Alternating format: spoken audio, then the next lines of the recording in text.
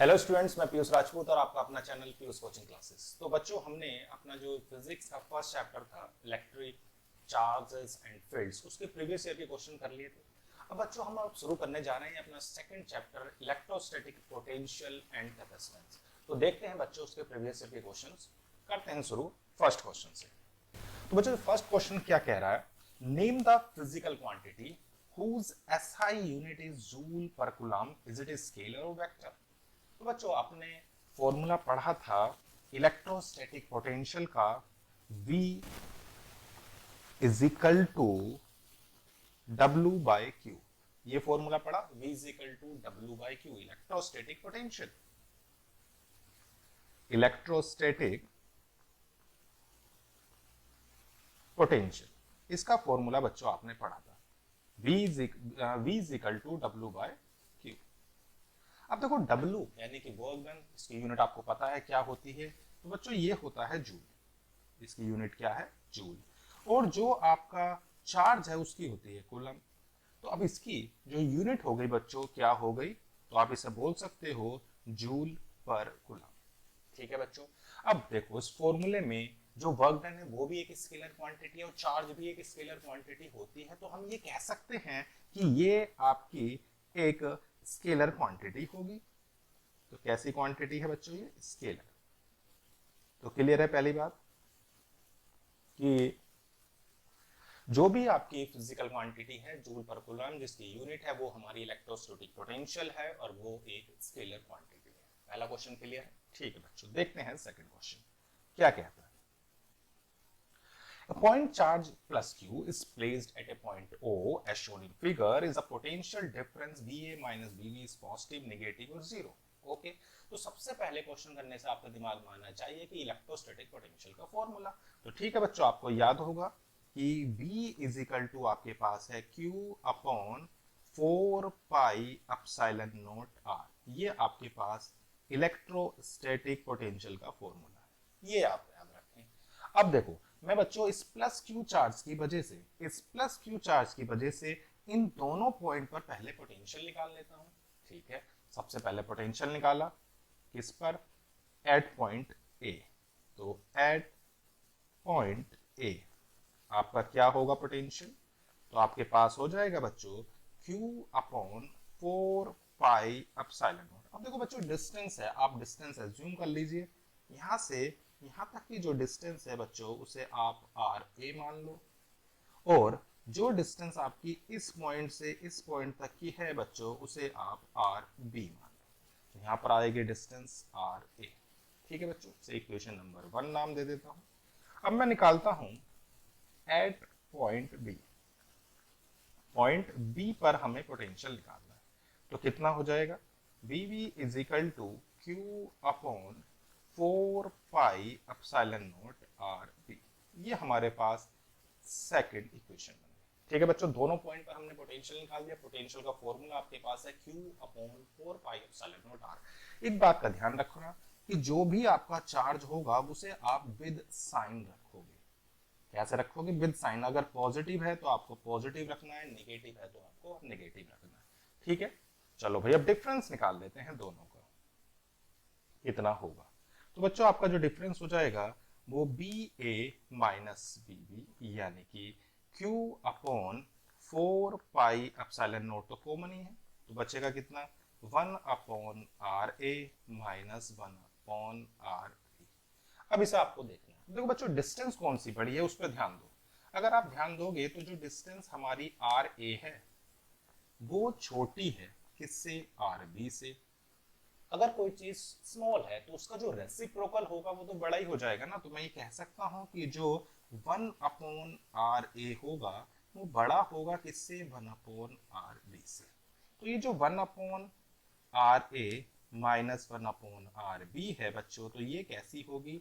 एक positive quantity होगी। ठीक है, तो हम ये कह सकते हैं कि B A minus B B जो है वो कैसा है? पॉजिटिव है। कोई दिक्कत तो नहीं? ठीक है, हमने क्या करा? सबसे पहले दोनों पॉइंट पर हमने पोटेंशियल निकाला। पोटेंशियल का फॉर्मूला आपके पास है Q upon 4 pi epsilon naught R. फिर दोनों पॉइंट पर जो पोटेंशियल निकला उन दोनों का डिफरेंस देखा। डिफरेंस में हमने देखा कि जो डिस्टेंस है वो आर ए छोटी है आर बी से, तो दोनों का जो डिफरेंस है 1/RA माइनस 1/RB वो पॉजिटिव होगा। तो पोटेंशियल डिफरेंस कैसा हो गया बच्चों? पॉजिटिव। ठीक है बच्चों, देखते हैं अब थर्ड क्वेश्चन क्या कहता है। आपके पास है draw a plot showing the variation of first electric field और electrostatic potential with distance r. ठीक है भाई, आपको पता है इलेक्ट्रिक फील्ड का, तो सबसे पहले हम लिखते हैं electric field due to a point charge q, due to a point charge q। इसकी वजह से अगर मैं इलेक्ट्रिक फील्ड लिखता हूं तो बच्चों आता क्या है? q upon 4 pi epsilon naught R square. सही है, ठीक है। अब लिखते हैं potential due to point charge q, point charge q की वजह से बच्चों पोटेंशियल लिखते हैं, तो क्या आ जाएगा? ये आ जाएगा q upon 4 pi epsilon naught R. तो आप वेरिएशन पे ध्यान दें, इस जगह पर वेरिएशन जो है वो E is inversely proportional to R square है, जबकि बच्चों इसमें आपको अगर देखोगे तो V is inversely proportional to R है। ठीक है, एक में आर स्क्वायर है और एक में आर है। तो अगर आप ग्राफ को देखो तो ग्राफ कैसे बनेगा? तो एक एक्सिस पर हम इलेक्ट्रिक फील्ड और पोटेंशियल ले लेंगे, दूसरे एक्सिस पर हम डिस्टेंस ले लेंगे। इधर आपकी डिस्टेंस रहेगी बच्चों और इधर आपका इलेक्ट्रिक फील्ड और पोटेंशियल रहेगा। ठीक है, चलो भाई, तो जो इलेक्ट्रिक फील्ड है वो आपका कुछ इस तरह से कर्व रहेगा और जो पोटेंशियल का कर्व होता है बच्चों वो कुछ आपका ऐसा दिखाई देगा।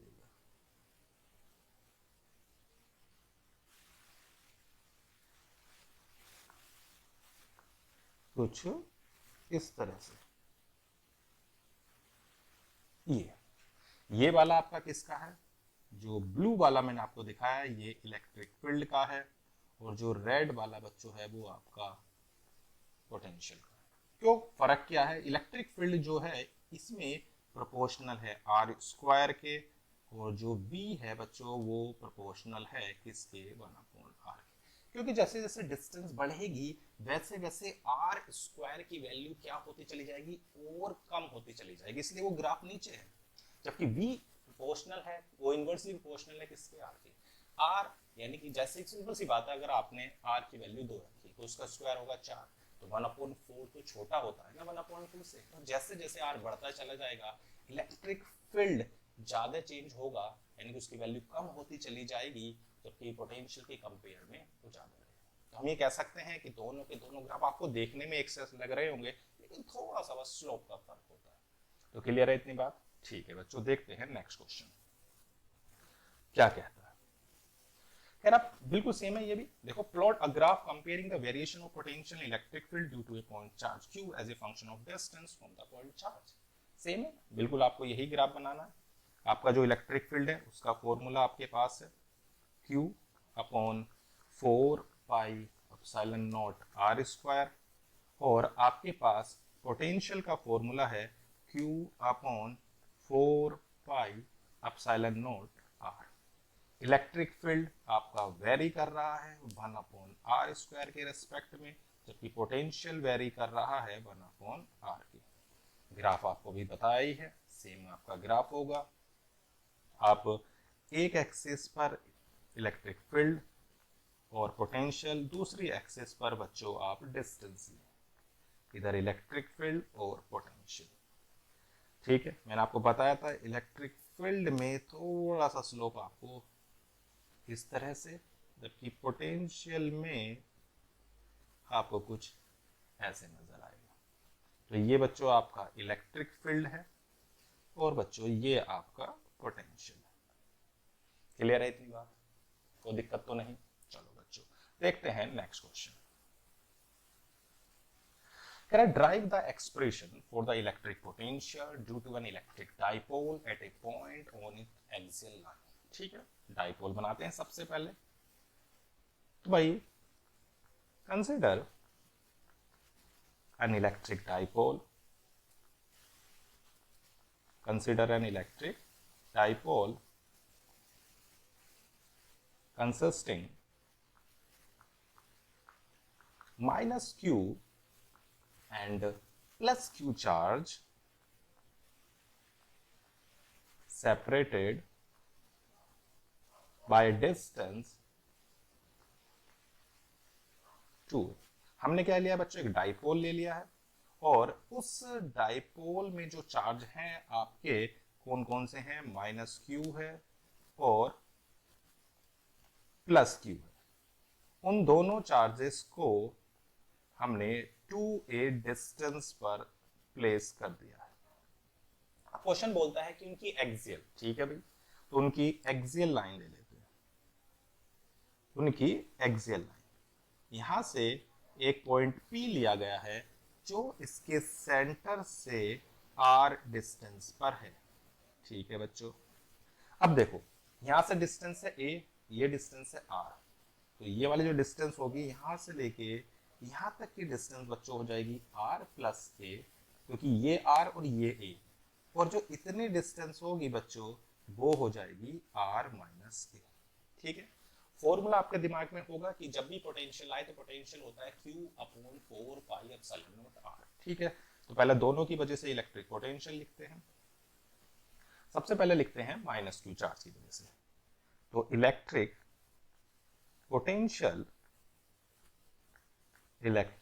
Potential due to minus Q charge, due to minus Q charge. तो बच्चों कितना हो जाएगा ये, इसे नाम दे देते हैं V1 minus q upon 4 pi epsilon naught R plus A। कोई दिक्कत तो नहीं। मैंने आपको बताया था जब भी आप इलेक्ट्रिक पोटेंशियल लिखें तो उसमें आपको चार्ज विद साइन लेना है, ठीक है। अब दूसरा आप लिखते हो electric potential due to plus q charge, plus q charge की वजह से पोटेंशियल, ठीक है बच्चों, लिख देते हैं। तो कितना आएगा, तो इसे नाम दे देते हैं V2, ये हो जाएगा Q upon 4 pi epsilon not, distance देखो R माइनस A, ठीक है।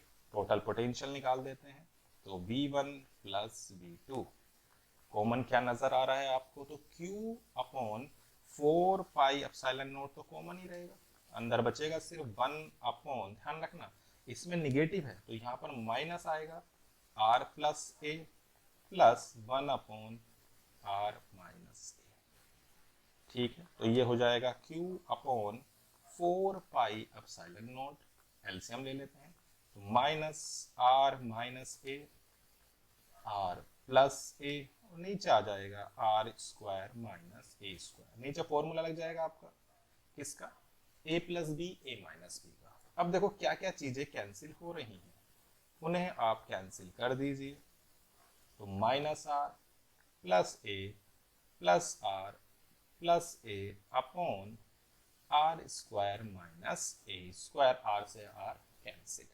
तो हमारे पास जो एक्सप्रेशन आएगा बच्चों वो कितना हो जाएगा, तो वो आ जाएगा आपका V is equal to Q upon 4 pi epsilon naught, ऊपर हो जाएगा A और A हो गया 2A upon R square minus A square, हाँ या ना।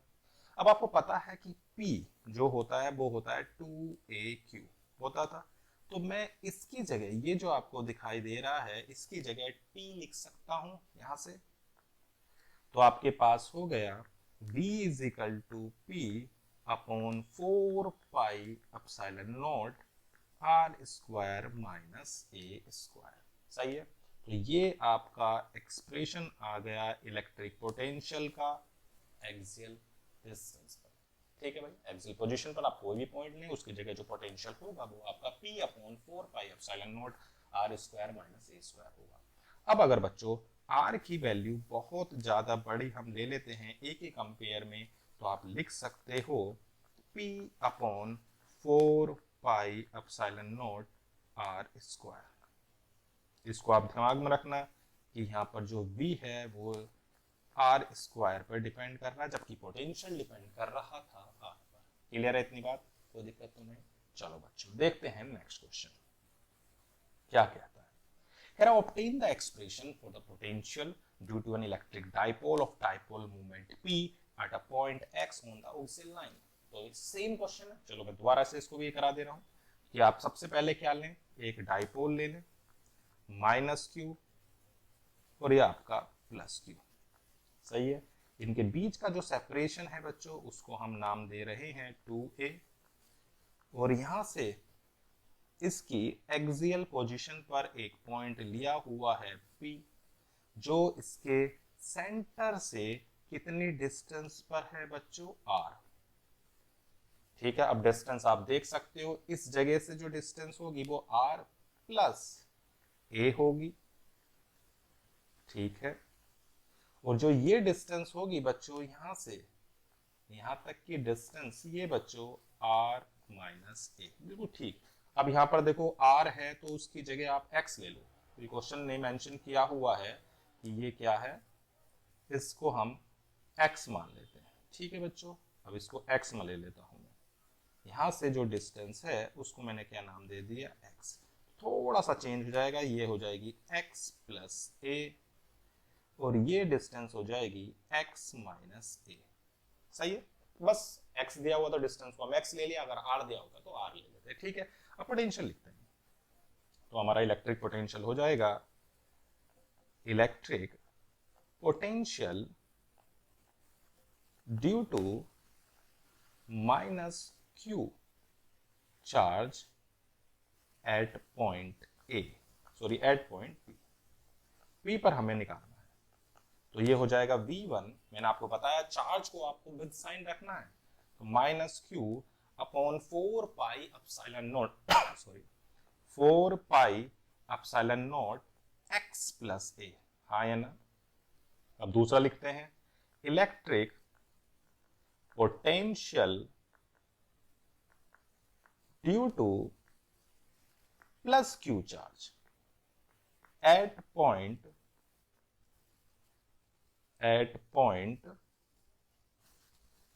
P, at point P। ठीक है बच्चों, तो ये आ जाएगा आपके पास Q upon 4 pi epsilon naught x minus a। Total potential निकाल देते हैं, तो V1 प्लस V2 यानी कि Q upon 4 pi epsilon naught x plus a plus Q upon 4 pi epsilon naught x minus a। ठीक है बच्चों, अब देखो दोनों में से Q upon 4 pi epsilon naught तो कॉमन ही है, इसे आप कॉमन ले लो, तो ये आ जाएगा Q upon 4 pi epsilon naught minus 1 upon x plus a। बिल्कुल सेम पिछले वाला है, बस आपको r की जगह x लेना है। तो Q upon 4 pi epsilon naught minus x plus a, LCM ले लो आप इसका, और नीचे a plus B a minus B, कुछ कैंसिल हो रहा है तो x से x कैंसिल, पोटेंशियल आ गया 2aq 4 pi epsilon naught x square minus a square. आप इसकी जगह क्या लिख सकते हो, तो p लिख सकते हो, तो आप लिख दो इसकी जगह p, तो कितना आ जाएगा, तो ये आ जाएगा बच्चों v is equal to p upon 4 pi epsilon naught x square minus a square. ठीक है, तो ये आपके पास क्या आ गया, पोटेंशियल। हाँ, कंपेयर आप ऐसे कर सकते हैं कि x को अगर बड़ा लोगे तो सिंपल आप लिख सकते हो 4 pi epsilon naught x square.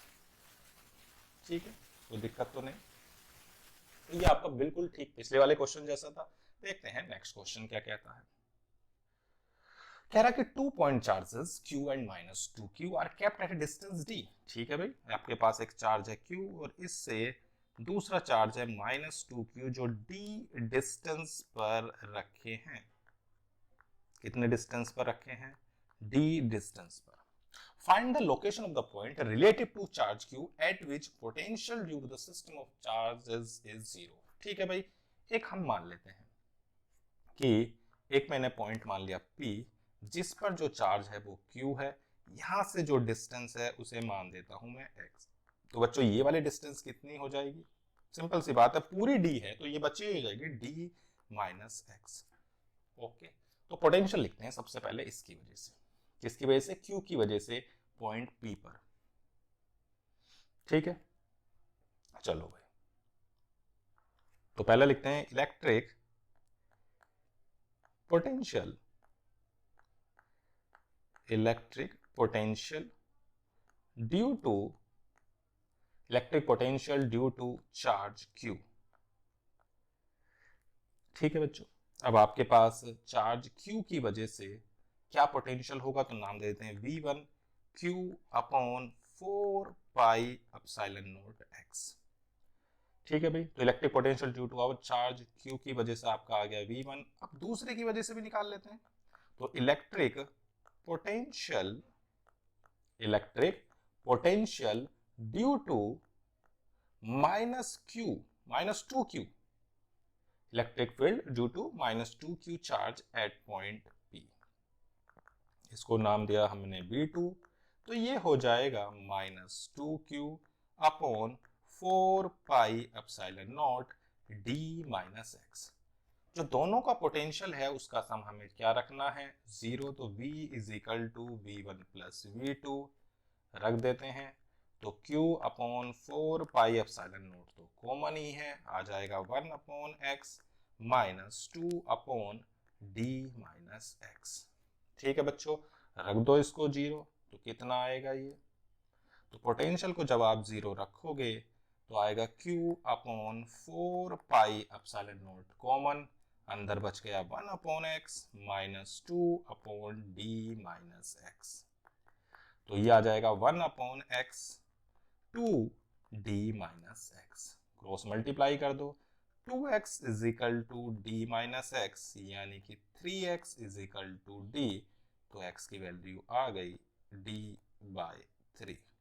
तो हम ये कह सकते हैं कि x से d बाय 3 डिस्टेंस पर जो भी पॉइंट है, जो पोजीशन है, वहां पर इलेक्ट्रिक पोटेंशियल 0 होगा। क्लियर है इतनी बात। चलो बच्चों देखते हैं नेक्स्ट क्वेश्चन क्या कहता है। कह रहा why are the electric field lines perpendicular at a point on equipotential surface of a conductor. कह रहा है कि इलेक्ट्रिक फील्ड लाइंस जो होती हैं वो परपेंडिकुलर होती हैं इक्विपोटेंशियल सरफेस के। सबसे पहले कि ये इक्विपोटेंशियल सरफेस क्या है, पहले इसे देख लेते हैं। तो बच्चों जो इलेक्ट्रिक इक्विपोटेंशियल सरफेस होता है वो एक ऐसी सरफेस होती है जिसके हर पॉइंट पर पोटेंशियल सेम होता है। ठीक है बच्चों, यानी इक्विपोटेंशियल सरफेस क्या है, एक ऐसी सरफेस है जिसके हर पॉइंट पर पोटेंशियल सेम होगा। क्लियर। अब उसने क्या बोला है कि जो इलेक्ट्रिक फील्ड लाइंस हैं वो परपेंडिकुलर है यानी नॉर्मल है। ठीक है, हम मान लेते हैं कि फील्ड नॉर्मल नहीं है, मान लेते हैं एक बार को कि फील्ड क्या है, नॉर्मल नहीं है। If the electric field were not perpendicular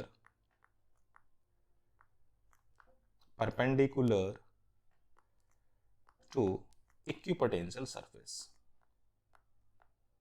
ठीक है बच्चों, मान लेते हैं कि वो परपेंडिकुलर नहीं है। अब देखो ऐसा करने से क्या होगा, आप पहले एक इक्विपोटेंशियल सरफेस बनाएं, कोई से भी बना सकते हैं। मैंने क्या करा, एक इक्विपोटेंशियल सरफेस ले ली, ये स्फेरिकल ले सकता हूं। ठीक है, ये एक इक्विपोटेंशियल सरफेस है। अब इसके सेंटर्स पे ये आपको वो है, डिस्टेंस आप कुछ भी ले सकते हैं। ये जो इलेक्ट्रिक फील्ड्स है वो मान लेते हैं नॉर्मल, अगर होता तो कुछ ऐसे होता, ये होता इलेक्ट्रिक फील्ड नॉर्मल। मैंने मान लिया कि वो नॉर्मल नहीं है, किसी एंगल पर है, इधर है, इसको नाम दे दिया। ऐसे ना होगा किस पर है, किसी एंगल थीटा पर है। तो बच्चों उसके दो कंपोनेंट आपके पास होंगे, एक कंपोनेंट तो इधर हो जाएगा टेंजेंशियल, ये वाला, यानी कि ई इधर हो जाएगा ई कोस थीटा, और इधर हो जाएगा ई साइन थीटा। तो दो कंपोनेंट हो गए, एक हो गया कोस, दूसरा हो गया साइन। अगर इलेक्ट्रिक फील्ड लाइंस नॉर्मल नहीं है तब, मान लेते हैं कि नॉर्मल नहीं है, ठीक है भाई। तो एक जो टेंजेंशियल कंपोनेंट है, जो आपका टेंजेंशियल कंपोनेंट है, tangential component, tangential component of electric field जो आपका क्या है, ई साइन थीटा है, ठीक है। टेंजेंशियल कंपोनेंट क्या आपका, ई साइन थीटा। ये जो है ये क्या करेगा, ये क्या करेगा, एक वर्क डन आपको प्रोवाइड करेगा। कह सकते हैं कि tangential component of electric field provide work done, आपको वर्क डन देगा। क्योंकि वर्क डन वो सब देते हैं जो नॉर्मल नहीं है, उसके अलावा तो देते हैं। अगर नॉर्मल होता है तो वे थीटा की वैल्यू 90 हो जाती है तो वर्क डन 0, लेकिन ये तो थीटा 0 है, तो आपको क्या प्रोवाइड कराएगा, वर्क डन। लेकिन किसी भी इक्विपोटेंशियल सरफेस पर एक पॉइंट से दूसरे पॉइंट तक जाने पर कोई वर्क डन नहीं होता, तो ये बात तो गलत हो गई। यानी कि हमें वर्क डन मिल रहा है जबकि वर्क डन हमें नहीं मिलना चाहिए था। तो हम कह सकते हैं at equipotential surface, at equipotential surface there is no work done, there is no work done in moving from one point to another,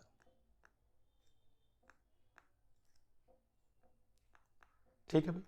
एक पॉइंट से दूसरे पॉइंट पर मूव करने में कोई भी वर्क डन नहीं होता इक्विपोटेंशियल सरफेस, लेकिन आपको वर्क डन मिल रहा है। तो इसका मतलब जो ये कंपोनेंट है वो नहीं होना चाहिए, यानी कि जो ई साइन थीटा है वो नहीं होना चाहिए। तो आपके पास थीटा की वैल्यू क्या हो गई, 0। तो हम ये कह सकते हैं कि जो इलेक्ट्रिक फील्ड होगा, electric field lines are normal to equipotential surface. सही है इतनी बात। हम ये क्या कह सकते हैं कि वो इक्विपोटेंशियल सरफेस के नॉर्मल होंगी। क्लियर है इतनी बात की। अगर आपने ये मान लिया कि इलेक्ट्रिक फील्ड लाइंस नॉर्मल नहीं है, तो सिंपल सी बात है, एक उसका टेंजेंशियल कंपोनेंट मिल रहा है, वो टेंजेंशियल कंपोनेंट बच्चों आपको वर्क डन दे रहा है, जबकि वर्क डन मिलता नहीं है इक्विपोटेंशियल सरफेस पर। तो इसका मतलब क्या हुआ कि वर्क डन नहीं मिलेगा, यानी कि वो कंपोनेंट नहीं होना चाहिए, तो थीटा 0 है। थीटा 0 होते ही इलेक्ट्रिक फील्ड क्या हो गया, नॉर्मल। क्लियर है इतनी बात। चलो बच्चों देखते हैं नेक्स्ट क्वेश्चन। कह रहा for any charge configuration equipotential surface through a point is normal to electric field. बिल्कुल सेम क्वेश्चन है कि जो भी आपके पास इलेक्ट्रिक फील्ड लाइंस होंगी वो नॉर्मल होंगी। क्यों होंगी, क्योंकि अगर नहीं है तो आपको वर्क डन मिलेगा, हाँ या ना। तो सेम आंसर आप कह सकते हो कि इलेक्ट्रिक फील्ड लाइंस या electric field is normal to equipotential surface, हाँ या ना। क्या होगा, इक्विपोटेंशियल सरफेस के नॉर्मल। कोई दिक्कत तो नहीं, सेम रीजन है। आपका रीजन मैंने बता दिया कि भाई एक ऐसा कंपोनेंट आपको मिल रहा है जो कंपोनेंट आपको वर्क डन प्रोवाइड कर रहा है, जो पॉसिबल नहीं है। ठीक है, चलो बच्चों देखते हैं नेक्स्ट क्वेश्चन। 10 क्वेश्चन कह रहा है कि figure show the field lines on A positive charge is the work done by the field in moving a small positive charge from Q to P. Positive, negative, evaluation. ठीक है बच्चों, तो सबसे पहले आप देखो कि आपको वर्क डन निकालना है। तो आपके पास जो वर्क डन है वो बच्चों क्या है, तो वर्क डन का आपका फॉर्मूला होता है, आपने पढ़ा था V is equal to W/Q, हाँ या ना। तो आप क्या करें, सबसे पहले जब भी वर्क डन निकालना हो तो उन दोनों पॉइंट पर पोटेंशियल निकालें। पोटेंशियल निकालने के बाद आप सिंपल वर्क डन निकाल सकते हो। तो सबसे पहले मुझे अगर वर्क डन निकालना है तो मैं क्या करूंगा, पोटेंशियल निकालूंगा Q पर और पोटेंशियल निकालूंगा P पर। सही है। अब पोटेंशियल, अब देखो Q पर कितना होगा, उसके लिए हमें डिस्टेंस देखनी है, तो मैं आपकी डिस्टेंस मेंशन कर देता हूं। मान लेते हैं कि ये जो डिस्टेंस है वो R1 है और दूसरे की डिस्टेंस R2, कुछ भी मान सकते हैं आप। तो जो आपका VQ होगा वो हो जाएगा आपका कितना, Q upon 4 pi epsilon not, इसे मैंने R2 मान ली। इससे जो डिस्टेंस है, इस प्लस चार्ज से इसकी जो डिस्टेंस है वो मैंने क्या मान ली है, R2, और एक की डिस्टेंस को मैंने नाम दे दिया है R1।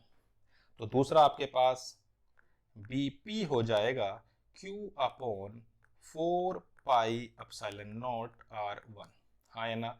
अब देखो इन दोनों का डिफरेंस, अगर मैं B Q minus B P की बात करता हूं तो आप देखो डिस्टेंस किसकी बड़ी है, तो डिस्टेंस बच्चों r2 बड़ी है तो 1/r2 छोटा होगा, तो मैं कह सकता हूं कि B Q minus B P जो होगा वो निगेटिव होगा, हाँ या ना। ये कैसा होगा, निगेटिव। अगर ये निगेटिव है तो वर्क डन भी आपका निगेटिव होगा, कोई दिक्कत तो नहीं है, सही है। चलो बच्चों, सिंपल हमने पोटेंशियल निकाला, पोटेंशियल डिफरेंस देखा, पी का पोटेंशियल ज्यादा है, क्यू का पोटेंशियल कम है। अगर आप छोटे से बड़े को माइनस करोगे तो निगेटिव आएगा, ठीक है। इतनी बात, देखते हैं नेक्स्ट क्वेश्चन क्या कहता है। कह रहा what is the geometrical shape of equipotential surface due to a single isolated charge. क्या है आपके पास एक ज्योमेट्रिकल शेप बतानी है, इक्विपोटेंशियल सरफेस एक आइसोलेटेड चार्ज यानी कि सिंपल एक चार्ज है, ठीक है बच्चों। इक्विपोटेंशियल सरफेस की बात कर लेते हैं। आपके पास एक मान लो प्लस क्यू चार्ज है, इसकी वजह से जो इक्विपोटेंशियल सरफेस होती है वो आपकी कॉन्सेंट्रिक स्फेरिकल शेल होती है, ध्यान रखना क्या होती है, concentric spherical shell, concentric spherical shell.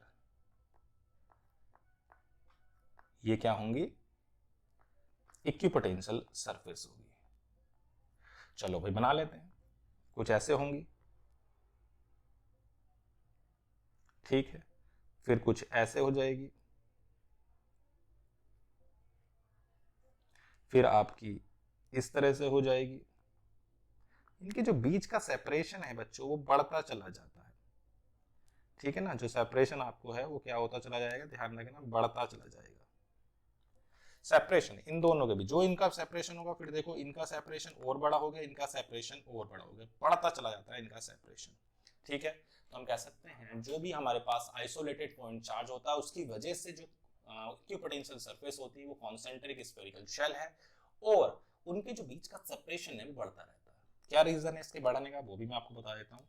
आपने एक फॉर्मूला पढ़ा था, E = -dB/dr, या आप कह सकते हो dr is inversely proportional to E, कि जैसे जैसे डिस्टेंस बढ़ रही है इलेक्ट्रिक फील्ड तो घटता है, और इलेक्ट्रिक फील्ड कम होगा तो dr बड़ा होगा, यानी कि जहां पर इलेक्ट्रिक फील्ड कम है dr आपका ज्यादा है, इसलिए उनके बीच का सेपरेशन बढ़ता चला जाता है। क्लियर है इतनी बात। चलो बच्चों देखते हैं नेक्स्ट क्वेश्चन क्या कहता है। There are two charges 2 microcoulomb minus 2 microcoulomb are placed at the point A, B at apart at the equipotential surface of the system. Equipotential surface बनानी है, चलो भाई ठीक है। आपके पास एक 2 माइक्रोकुलम दूसरा -2 माइक्रोकुलम है, यानी कि एक पॉजिटिव है और दूसरा नेगेटिव है, ये आपके पास है, ठीक है। एक पॉजिटिव है दूसरा नेगेटिव आपका। अब अगर हमने देखा होगा जो इलेक्ट्रिक फील्ड लाइंस होती हैं वो प्लस से निकलती है और माइनस में एंटर करती हैं, ठीक है भाई। यहां से निकलेंगी और कहां जाएंगी, इसमें जाएंगी, प्लस से निकल रही हैं माइनस में जा रही हैं, कुछ इस तरह से। यहां से निकल रही हैं कुछ इस तरह से जा रही है, कुछ इस तरह से जा रही हैं, कुछ इस तरह से जा रही हैं, कुछ इस तरह से एंटर कर रही हैं, ये।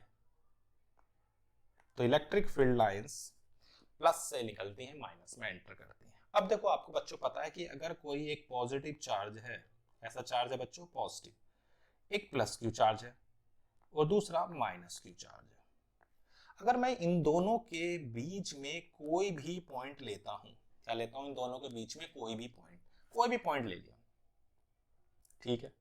जो बच्चों वो पॉइंट होगा उस पॉइंट पर अगर मैं इलेक्ट्रिक फील्ड निकालता हूं, क्या निकालता हूं, इलेक्ट्रिक फील्ड, तो अब देखो इस प्लस की वजह से इलेक्ट्रिक फील्ड इस पॉइंट पर अबे होगा और माइनस की वजह से कैसा होगा, टूवर्ड्स होगा। तो जो इलेक्ट्रिक फील्ड है वो बढ़ रहा है ना, सिंपल सी बात है, इलेक्ट्रिक फील्ड का मैग्नीट्यूड आपको ज्यादा दिखाई देगा। और आपको पता है जहां पर इलेक्ट्रिक फील्ड कैसा होता है, स्ट्रॉन्ग होता है, यानी कि ज्यादा होता है, वहां पर लाइंस बहुत क्लोजली स्पेस्ड होती है।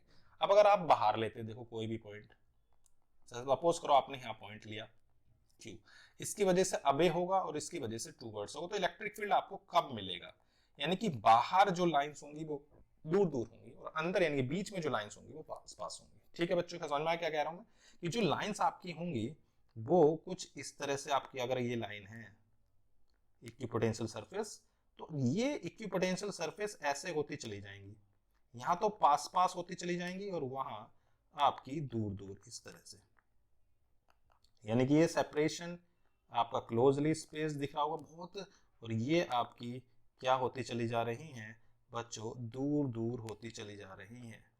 उसका रीजन मैंने आपको बताया कि अंदर जो है वो इलेक्ट्रिक फील्ड ज्यादा है और बाहर जो इलेक्ट्रिक फील्ड है वो बच्चों आपका क्या है, कम है।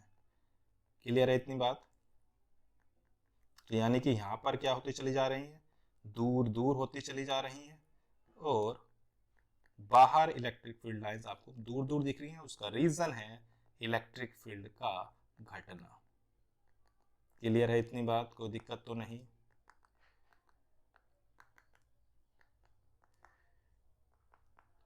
ठीक है, तो ये आपकी इक्विपोटेंशियल सरफेस होगी, ये इलेक्ट्रिक फील्ड लाइंस हैं। इक्विपोटेंशियल सरफेस जो होती हैं किसी भी पॉइंट चार्ज की वजह से कॉन्सेंट्रिक स्फेरिकल शेल है, लेकिन जो अंदर इनके बीच का जो पोर्शन है दोनों चार्जेस के बीच का, वहां पर इलेक्ट्रिक फील्ड चार्ज है स्ट्रॉन्ग है, तो लाइंस पास पास हो गई हैं और बाहर लाइंस दूर दूर हो गई हैं। यानी कह सकते हैं इक्विपोटेंशियल सरफेस अंदर जो है वो क्लोजली स्पेस्ड है और बाहर जो है उनका सेपरेशन ज्यादा है। क्लियर है इतनी बात?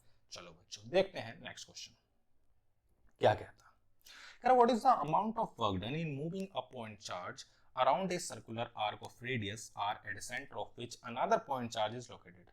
Amount of work done निकालना है एक point charge का around a circular arc of radius r। ठीक है भाई, देखो बच्चों मैंने आपको बताया कि अगर कोई भी point charge आपके पास है, कोई भी point charge है, ठीक है, ये मान लेते हैं। अब इस point charge के चारों तरफ आपके पास ये एक सरफेस है, क्या है, एक सरफेस, ठीक है। अब देखो अगर मैं इसकी जो डिस्टेंस है उस डिस्टेंस को क्या मान लेता हूं r। अब आप कोई भी पॉइंट लो, a पॉइंट लो और दूसरा पॉइंट लो b।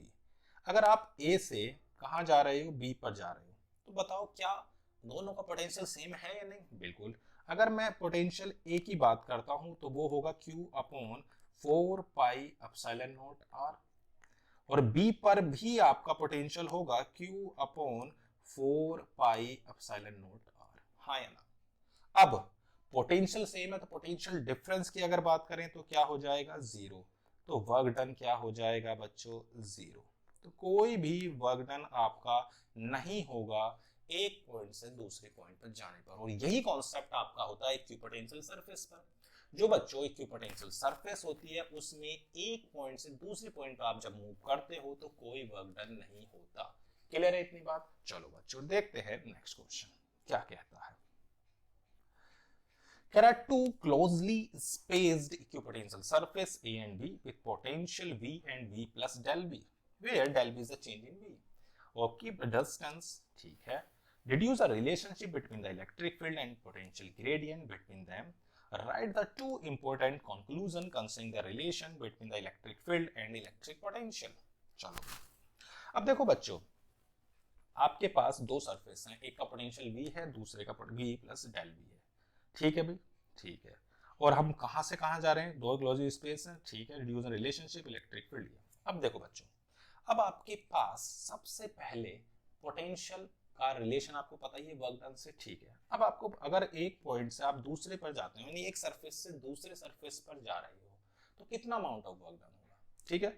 अगर मैं मूव कर रहा हूं कहां से, ए से लेके बी पर, कहां की ओर जा रहा हूं, ए से बी पर। आपको मैं कुछ इस तरह से दिखा देता हूं, ये दो पॉइंट, एक पर पोटेंशियल आपका कितना है, V है, दूसरे पर पोटेंशियल कितना है, V प्लस डेल V है, और इनके बीच का जो सेपरेशन है वो आपका डेल L है। ऐसे समझ लो, इस तरह से दिखा दिया, आपको सरफेस पर नहीं आ रहा है तो आप क्या कर रहे हैं, सपोज करो आप यहां से यहां तक मूव करना चाह रहे हो, सही है। तो कितना अमाउंट ऑफ वर्क डन होगा, तो वर्क डन आपका हो जाएगा, work done in moving work done in moving a charge, moving a charge from A to B, A से B जाने पर आपके पास फॉर्मूला है V is equal to W bye Q होता है। तो जो आपका वर्क डन आएगा बच्चों वो आएगा, पोटेंशियल डिफरेंस है डेल V इंटू Q, ये आपका वर्क डन आ गया, small work done. Del W is equal to del V into Q. अब वर्क डन वो तो उसी तरीके से भी निकाल सकते हो। कैसे? वर्क डन आपको पता है क्या होता है, फोर्स इंटू डिस्प्लेसमेंट, हाँ है ना। यानी डेल डब्ल्यू आपका हो जाएगा फोर्स इंटू डिस्प्लेसमेंट। फोर्स आपका कितना है बच्चों? तो फोर्स आपका होता है क्यू इंटू ई। और देखो बच्चों, अगर एंगल की बात करें तो इनके बीच का एंगल 180 है। क्यों? क्योंकि जो आपका मूवमेंट है वो इधर है और जो फोर्स है वो इधर है। ठीक है ना? क्योंकि इलेक्ट्रिक फील्ड लाइंस हमेशा हायर पोटेंशियल से लोअर पोटेंशियल की ओर जाती हैं। जिस डायरेक्शन में इलेक्ट्रिक फील्ड है उसी में आपका फोर्स है। ठीक है ना? कोई दिक्कत तो नहीं। तो आपका फोर्स होता है q into E del l cos 180 हो गया -1। तो क्या मैं इन दोनों से एक रिलेशन ऐसे लिख सकता हूं कि डेल बी इंटू क्यू और दूसरा आया minus Q E into del L. तो क्यू से क्यू कैंसिल, तो E इज इक्वल टू आ गया माइनस के del B upon del L. कोई दिक्कत तो नहीं। तो आपके पास क्या रिलेशन आ गया? E is equal to minus के del V over del L. कोई दिक्कत?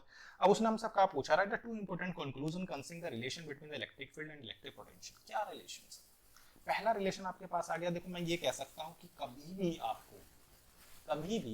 आपको पोटेंशियल और किस किस का ग्राफ अगर दिया हो तो मैं आप क्या कह सकता हूं कि del B is equal to आपको लिख सकते हो ई इंटू डेल एल।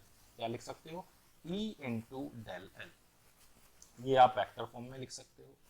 ठीक है, क्योंकि इनके बीच का, क्योंकि ये एक स्केलर क्वांटिटी है, तो कभी भी आपको इलेक्ट्रिक फील्ड और डिस्टेंस के बीच में क्या दिया हो, ग्राफ दिया हो, तो उसका एरिया आपको चेंजिंग पोटेंशियल देगा।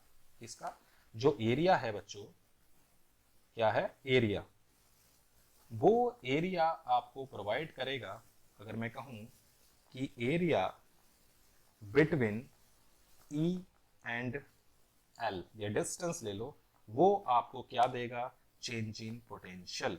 हाँ या ना? पहली बात, आपको चेंज इन पोटेंशियल प्रोवाइड करता है।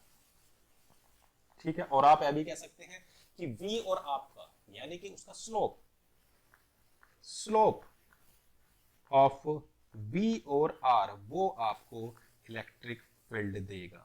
E इज इक्वल टू क्या है? Del V over del R है, तो आपको क्या प्रोवाइड करा रहा है? इलेक्ट्रिक फील्ड, स्लोप आपका।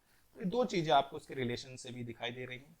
पहली एरिया से आपको क्या मिल रहा है, दूसरा आपका स्लोप से आपको क्या मिल रहा है। ये दो चीजें आप याद रखो। ठीक है, और ये कि जो रिलेशन है E is equal to minus के del V over del r में लिख सकता हूँ ऐसे।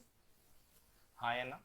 तो E जो है वो इनवर्सली है किसके? डेल्टा आर के, कि जहां पर इलेक्ट्रिक फील्ड ज्यादा होगा सेपरेशन आपका कम होगा। क्लियर? तो इससे आप एक कंक्लूजन निकाल सकते हैं। तो कोई दिक्कत तो नहीं। हमने क्या करा, सबसे पहले हमने एक पॉइंट से दूसरे पॉइंट पर मूव करने पर वर्क डन निकाला। वर्क डन आप निकाल सकते हो V is equal to W by Q से, या आपका जो वर्क डन होता है बच्चों वो होता है क्या? Force into displacement. उससे हमने रिलेशन ड्राइव करा। जो रिलेशन आया वो E is equal to minus के del V over del r आया। यानी कि अगर आपको स्लोप दिया हुआ है, यानी कि इसका ग्राफ आपके पास है पोटेंशियल और डिस्टेंस का, तो उसका स्लोप आपको इलेक्ट्रिक फील्ड देगा माइनस टाइम्स, और उनका एरिया किसका? इलेक्ट्रिक फील्ड और डिस्टेंस के बीच में अगर आपको ग्राफ दिया हुआ है तो उसका एरिया आपको चेंज इन पोटेंशियल देगा। क्लियर है इतनी बात? चलो बच्चों देखते हैं नेक्स्ट क्वेश्चन क्या कहता है। Correct test charge Q is moved without a acceleration from A to C. A से C पर जा रहा है। The path along the path from A to B and B to C in electric field as shown in figure. Calculate the potential difference between A and C. At B is the point is the electric potential more and why. ठीक है, अब देखो बच्चों, जब भी आपके पास ऐसे question आए, जब भी तो आप देखो क्या करो। सबसे पहला, आप ऐसे क्वेश्चनों में दो चीजें आपको याद रखनी है। सबसे पहले क्या याद रखना है कि आपको जब भी इलेक्ट्रिक फील्ड यूनिफॉर्म है, कैसा इलेक्ट्रिक फील्ड है? यूनिफॉर्म इलेक्ट्रिक फील्ड है। ध्यान रखना, यूनिफॉर्म की बात कर रहा हूं मैं, यूनिफॉर्म इलेक्ट्रिक फील्ड है। ठीक है, अब यूनिफॉर्म इलेक्ट्रिक फील्ड आपको दिमाग में आते ही आप सीधा फॉर्मूला लगाओगे V is equal to E D. ध्यान रखना, ये लगाओगे, सही है। और इसमें अभी साइन नहीं देख रहे, साइन अलग देखेंगे। ठीक है, साइन देखने में आपको दूसरी चीज याद रखनी है, साइन। साइन में ध्यान रखना है कि हमेशा इलेक्ट्रिक फील्ड हायर से लोअर पोटेंशियल की हो जाती है। इलेक्ट्रिक फील्ड किधर से दिखाई देगा आपको? Higher to lower. तो अगर मैं आप दो पॉइंट लेके आपको दिखाता हूं, जैसे मैंने एक P लिया हुआ है, Q लिया हुआ है, तो P का पोटेंशियल हमेशा Q से ज्यादा होगा। इलेक्ट्रिक फील्ड लाइंस जो होती हैं मूव करते हैं हायर टू लोअर पोटेंशियल। दो चीजें आपको ध्यान में रखनी है कि अगर आगे की ओर मूव कर रहे हैं तो पीछे अगर कोई पॉइंट है तो उसका पोटेंशियल ज्यादा है और आगे वाले का कम, ठीक है, क्योंकि हायर टू लोअर। दूसरा, अगर यूनिफॉर्म इलेक्ट्रिक फील्ड है तो V is equal to ED, और जो भी डिस्टेंस लोगे ना बच्चों वो हमेशा along the electric field distance, चाहे आप कैसे भी मुड़ते हुए जाए, नहीं, आपको डिस्टेंस उन दोनों के बीच की लेनी है। क्लियर है? Along the electric field. ठीक है, अब देखो ए से सी तक आ रहा है तो डिस्टेंस कितनी है? आप देखो डिस्टेंस आप निकाल सकते हो, इन दोनों के बीच की डिस्टेंस है 4, ये जो डिस्टेंस है वो है 4, ठीक है। तो V इज इक्वल टू हो गया 4E, ये आ गया आपके पास। पॉजिटिव या निगेटिव वो देख लेते हैं, जो डिफरेंस हमें निकालना है कह रहा है। अब मैं निकाल रहा हूँ कहाँ से, calculate the potential difference between A and C. आपका जो पॉइंट है सी, उसका जो पोटेंशियल है वो ए से ज्यादा है, क्यों? मैंने आपको बताया कि आपके पास जो इलेक्ट्रिक फील्ड लाइंस हैं वो हायर से लोअर जा रही हैं, तो सी का पोटेंशियल किससे ज्यादा है? ए से। तो इन दोनों का डिफरेंस तो आपको क्लियर हो गया 4E, कोई दिक्कत तो नहीं। सिंपल आपको क्या ध्यान रखना है कि V is equal to ED formula लगाओ, डिस्टेंस देखो उन दोनों के बीच की डिस्टेंस जो भी आपको लेनी है वो अलोंग द इलेक्ट्रिक फील्ड लेनी है, कभी ये मत ना ले लेना। कभी कभी ऐसा क्वेश्चन आपको अगर दिया हुआ है, दिमाग में देखो, अगर यही क्वेश्चन है B, C और A, आपको अगर पोटेंशियल डिफरेंस निकालना होता A और किसके बीच में, A और B के बीच में, तो आप गलती से भी ये डिस्टेंस नहीं लोगे, ये डिस्टेंस आपको नहीं लेनी है, डिस्टेंस आपको यही लेनी है। क्यों? क्योंकि जो पोटेंशियल इसका है, किसका है, जो वही पोटेंशियल आपका B का होता है बच्चों, वही पोटेंशियल C का होता है। सिंपल सी बात है कि इक्वी पोटेंशियल सरफेस पर हर पॉइंट पर पोटेंशियल सेम है, तो आपको ये डिस्टेंस नहीं लेनी, डिस्टेंस ये लेनी है हमेशा। कभी अगर आपको B माइनस BA निकालना है वो भी आपका 4E ही होगा। क्लियर है इतनी बात? कभी ये डिस्टेंस मत लेना, गलत हो जाएगा। सही है इतनी बात? तो जो भी डिस्टेंस लो आप वो distance along the electric field लेंगे, ठीक है। तो दो चीजें दिमाग में रखनी है आपको, जब भी यूनिफॉर्म इलेक्ट्रिक फील्ड हो आप V is equal to ED लगाओ, उसमें जो साइन कन्वेंशन है वो आप अपने अकॉर्डिंग देख लो कि किस पॉइंट का पोटेंशियल ज्यादा है। बस ये दिमाग में रखना है कि जो लाइंस हैं वो हायर से लोअर की ओर जा रही हैं, जैसे जैसे आप आगे बढ़ोगे पोटेंशियल घटता चला जाएगा। क्लियर है इतनी बात? चलो बच्चों देखते हैं नेक्स्ट क्वेश्चन क्या कहता है। Here are two uniform large parallel thin plates having the density plus sigma minus sigma are kept in x-y plane at a distance d apart. दो आपके पास हैं, ठीक है बच्चों। ये एक मैंने प्लेन शीट ले ली है दो, जिनको चार्ज डेंसिटी आपको एक की प्लस है तो दूसरे की क्या है, माइनस है। ये आपको दी हुई है, एक की प्लस तो दूसरे की माइनस, ये आपकी प्लस है और दूसरी आपकी माइनस है। इसके चार्ज डेंसिटी सिग्मा तो इसकी भाई माइनस सिग्मा। इन दोनों का जो सेपरेशन है बच्चों वो D दिया हुआ है। अब उसने बोला है कि स्केच एन इक्विपोटेंशियल सरफेस। देखो भाई सिंपल सी बात है, ये प्लेन है तो इक्विपोटेंशियल सरफेस जो होगी वो कहीं इनके बीच में होगी। कहां पर होगी?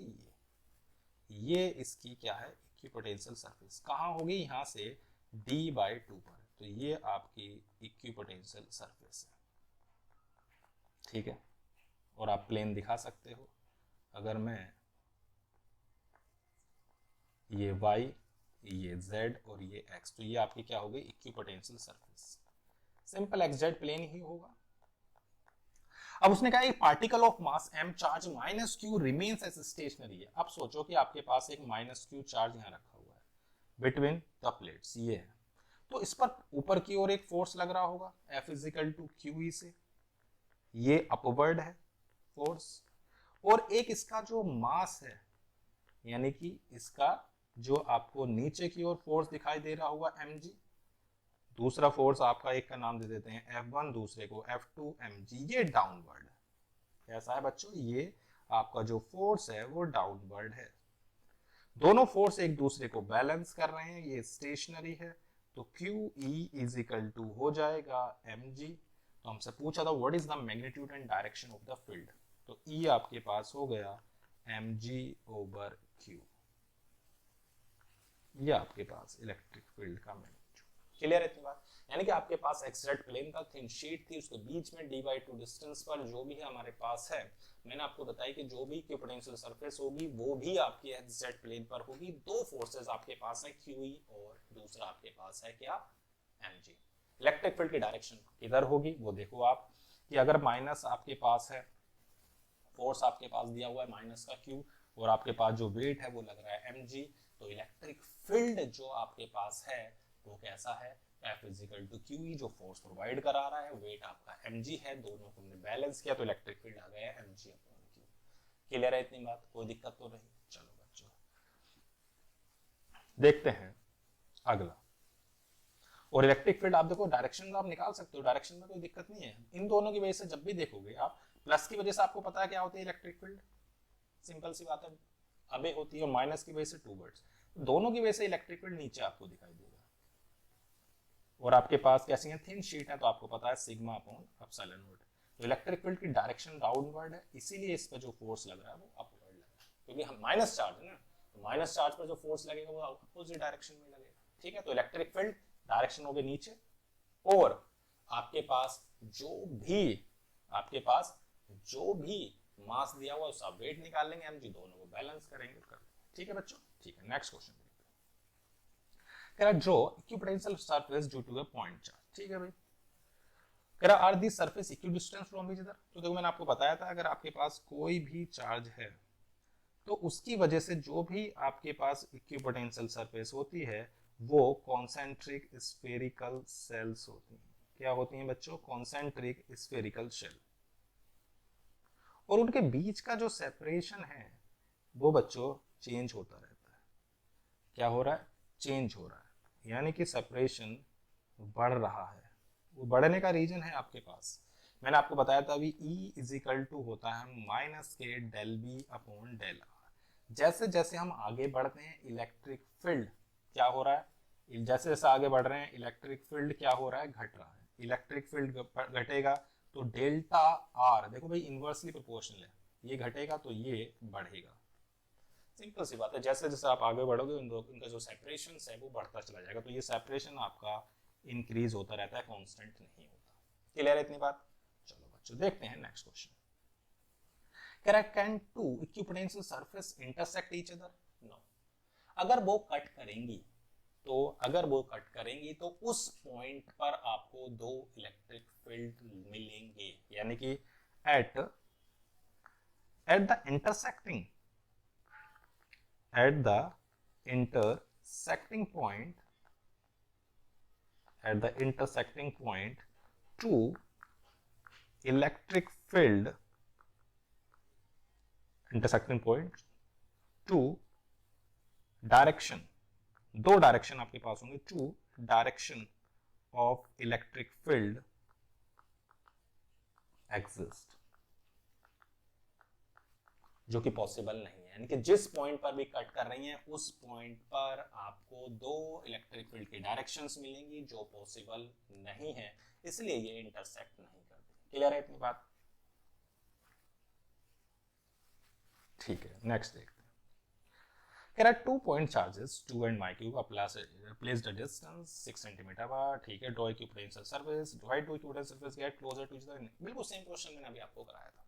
मैंने बताया था कि अगर आपके पास कोई प्लस चार्ज है, दूसरा आपके पास माइनस चार्ज है, इनकी वजह से मैंने आपको इलेक्ट्रिक फील्ड लाइंस दिखाई थी, प्लस से निकलती हैं और माइनस में एंटर करती हैं, हाँ या ना, इस तरह से।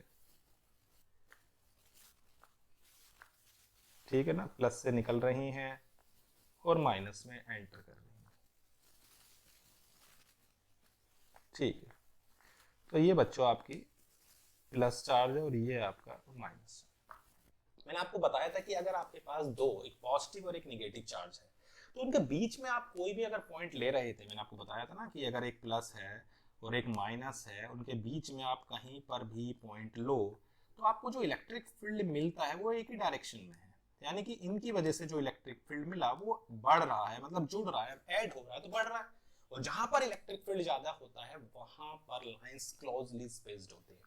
तो जो इक्विपोटेंशियल सरफेस है जहां पर इलेक्ट्रिक फील्ड ज्यादा, डेल्टा आर कम, तो इक्विपोटेंशियल सरफेस पास पास आ जाती है। मैंने आपको भी बना के दिखाई थी। तो जो आपकी इक्विपोटेंशियल सरफेस होगी वो कुछ इस तरह से होगी, यानी कि बीच में तो वो क्या होती चली जाएगी, पास पास आती चली जाएगी यहाँ पर, और यहाँ पर वो दूर दूर होती चली जाएगी। ठीक है बच्चों, यहाँ पर पास पास आ रही है और यहाँ पर दूर दूर हो रही है।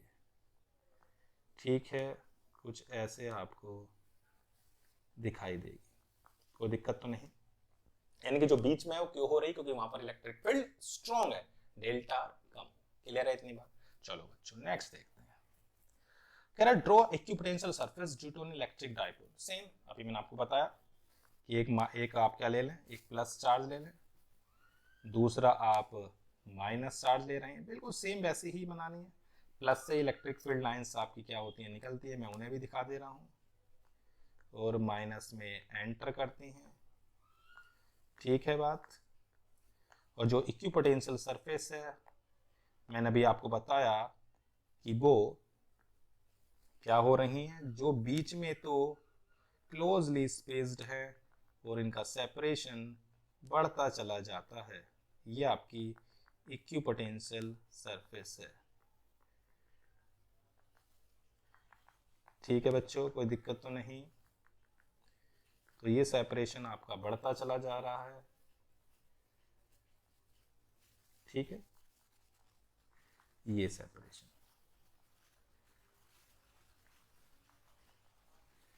तो सेपरेशन कहां पर बढ़ रहा है, आउटर साइड। क्यों? क्योंकि इलेक्ट्रिक फील्ड घट रहा है।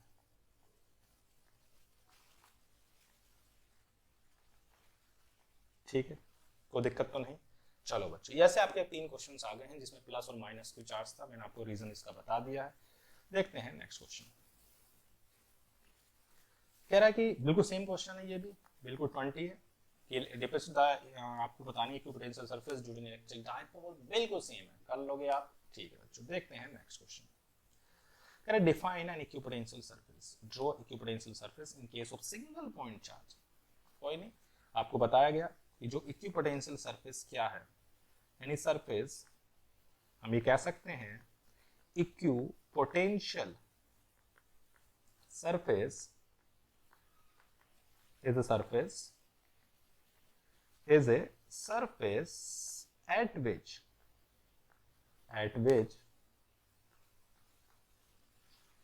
जो भी आपके पास इक्विपोटेंशियल सरफेस है उसके हर पॉइंट पर पोटेंशियल क्या होगा, सेम होगा। नाम ही बता रहा है equipotential surface is a surface at which a potential electric potential are same at every point. हर पॉइंट पर इलेक्ट्रिक पोटेंशियल क्या होगा बच्चों, सेम होगा। क्लियर है? अब करा in case of single point charge. ठीक है भाई, सिंगल पॉइंट चार्ज की वजह से आपको मैंने बताया था कि जो भी आपके पास क्या है, पॉइंट चार्ज है, मान लेते हैं Q।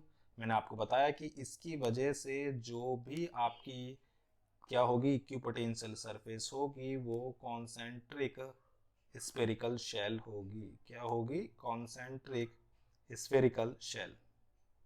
बस उनके बीच का सेपरेशन बढ़ता चला जाएगा। उसका रीजन है इलेक्ट्रिक फील्ड का घटना। तो जो भी सिंगल पॉइंट चार्ज है उसकी वजह से कैसी होगी, कॉन्सेंट्रिक स्फेरिकल शेल। चलो भाई, अब देखते हैं, कह रहा है in a constant electric field in z direction why the equipotential surface about a single charge are not equidistance. मैंने आपको बताया कि जैसे जैसे कि आपके पास जो इलेक्ट्रिक फील्ड है वो जेड डायरेक्शन में है, इस डायरेक्शन में, तो एक इलेक्ट्रिक फील्ड जो अगर वो जेड डायरेक्शन में है, ये कौन सी डायरेक्शन है, जेड, तो जो भी आपका इक्विपोटेंशियल सरफेस होगा वो आपका किधर होगा, प्लेन होगा। जो सरफेस उसके नॉर्मल होती है, ये है आपके पास, और ये जो होंगी वो आपका एक्स वाई प्लेन होगी। ठीक है भाई, तो जेड डायरेक्शन में आपका इलेक्ट्रिक फील्ड है, और इलेक्ट्रिक फील्ड अगर आपका कांस्टेंट है तो उनके बीच का सेपरेशन भी कांस्टेंट रहेगा। जो अगली बनेगी उसका सेपरेशन और उससे अगले का जो सेपरेशन है बच्चों वो कांस्टेंट रहेगा। उसका रीजन है इलेक्ट्रिक फील्ड का कांस्टेंट होना। ठीक है, इलेक्ट्रिक फील्ड कैसा है, कांस्टेंट है, इसलिए उसका जो सेपरेशन है वो भी आपका कांस्टेंट होगा। क्लियर है इतनी बात? अब कह रहा है can electric field exist tangentially, तो मैं आंसर बताऊंगा नो, क्योंकि मैंने आपको बताया अगर वो टेंजेंशियली होंगी तो आपका थर्ड का आंसर क्या हो गया बच्चों, नो। उसका रीजन क्या है? उसका रीजन है कि जो भी अगर टेंजेंशियली कंपोनेंट होगा तो वो टेंजेंशियल कंपोनेंट आपको क्या देगा, वर्क डन देगा। और आपको पता है किसी भी इक्विपोटेंशियल सरफेस पर कोई भी वर्क डन नहीं होता अगर आप एक पॉइंट से दूसरे पॉइंट पर जाते हो, तो टेंजेंशियल कभी भी नहीं होगी इक्विपोटेंशियल सरफेस की। ठीक है भाई, ओके नेक्स्ट देखते हैं क्या क्या था। कह रहा depict the equipotential surface for a system of two identical positive charges placed a distance d apart। ठीक है बच्चों, तो सबसे पहले मेरे पास दो पॉजिटिव चार्ज है, मैं एक का नाम Q1 रख देता हूं, दूसरे का नाम Q2। तो आपको पता है दोनों से इलेक्ट्रिक फील्ड लाइंस इस बार निकलेंगी। ठीक है बच्चों, मैंने दो पॉजिटिव चार्ज ले लिए। अब ये जो पॉजिटिव चार्ज है, इलेक्ट्रिक फील्ड लाइंस निकल रही हैं, प्लस से भी निकलेंगी और इस वाले प्लस से भी इस तरह से जा रही होंगी। सरफेस के नॉर्मल होती हैं ये इस तरह से।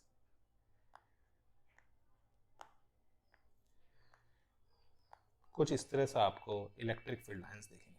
अब देखो बच्चों, मैंने आपको बताया था कि प्लस में तो चलो ठीक है, एक प्लस था और एक माइनस था तो उसमें इलेक्ट्रिक फील्ड अब बीच में ज्यादा था, लेकिन इसमें देखो अगर आप बीच में कोई भी पॉइंट लेते हो तो प्लस की वजह से इलेक्ट्रिक फील्ड अबे और इस वाले की वजह से भी इधर होगा। तो इस बार इलेक्ट्रिक फील्ड क्या हो रहा है, डिफरेंस मिल रहा है E1 और E2 का डिफरेंस। तो डिफरेंस मिलना मतलब इलेक्ट्रिक फील्ड का घटना, और अगर इलेक्ट्रिक फील्ड घटेगा तो सेपरेशन क्या हो जाएगा, वो घट रहा है तो सेपरेशन बढ़ा। पिछली बार जो बीच में थी लाइंस पास पास हो गई थी, बाहर दूर दूर, इस बार उल्टा है। इस बार क्या होगा कि जो लाइंस हैं वो आपकी इस बार जो अंदर होंगी वो आपकी दूर दूर हो जाएंगी और जो बाहर हैं वो आपकी पास पास हो जाएंगी। उसका रीजन मैंने आपको बताया, इलेक्ट्रिक फील्ड क्या हो रहा है।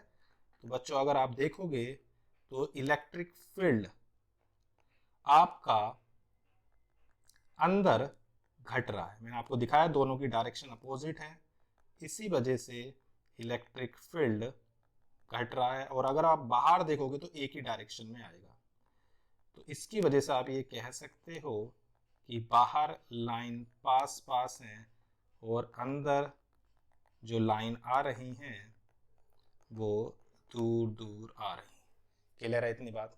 तो क्लियर है कि आपके पास तो अगर दोनों पॉजिटिव चार्ज है तो बीच में इलेक्ट्रिक फील्ड घट रहा है, बाहर इलेक्ट्रिक फील्ड ज्यादा है, तो इसलिए बाहर लाइंस जो हो रही हैं वो पास पास है और जो अंदर लाइंस हैं वो कैसी हैं, दूर दूर है। क्लियर है इतनी बात? चलो बच्चों देखते हैं नेक्स्ट क्वेश्चन क्या कहता है। Electric potential as a function of distance as shown in figure. मैंने आपको बताया कि जब भी आपको पोटेंशियल और डिस्टेंस का ग्राफ दिया हुआ है तो उसका स्लोप बच्चों आपको इलेक्ट्रिक फील्ड देगा विद साइन। ठीक है ना? अब देखो इस डिस्टेंस को कुछ मान लो, अगर आप कुछ चाहो तो इसको कांस्टेंट ले लो के। तो आप अगर ग्राफ देखना चाह रहे हो